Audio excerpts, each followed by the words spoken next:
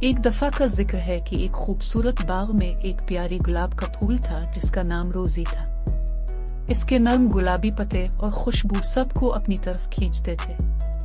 شہد کی مکھیاں اس کے ارد گرد گنگناتی تھیں، رنگ برنگی تتلیاں اس کے ارد گرد پھڑ پھڑاتی تھیں، اور بڑا درخت بھی اس کی خوبصورتی پر مسکراتا تھا۔ روزی کی خوشبو پورے باغ کو مہکا دیتی تھی اور ہر کوئی اس کی تعریف کرتا تھا۔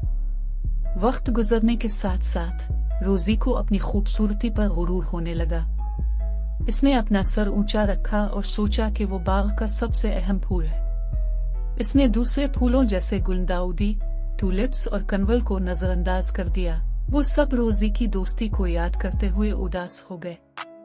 ایک دن روزی نے محسوس کیا کہ اس کے دوست پھول اداس اور خاموش ہیں۔ اسے احساس ہوا کہ اس کے غرور نے انہیں نظر انداز کر دیا ہے۔ روزی کو اپنے رویے پر افسوس ہوا اور اس نے فیصلہ کیا کہ وہ سب سے معافی مانگے گی۔ وہ گلداؤدی کے پاس گئی اور کہا، مجھے معاف کر دو، میں نے تمہیں نظر انداز کیا، حالانکہ تم بھی بہت خوبصورت ہو۔ گلداؤدی مسکرائے اور اسے معاف کر دیا۔ روزی نے ٹولپس اور کنول کے پھولوں سے بھی معافی مانگی اور جلد ہی پورا باغ دوبارہ خوشیوں سے بھر گیا۔ اس دن سے روزی نے سیکھا کہ خوبصورتی صرف ظاہری شکل میں نہیں ہوتی، بلکہ مہربان اور عاجز ہونا بھی بہت ضروری ہے۔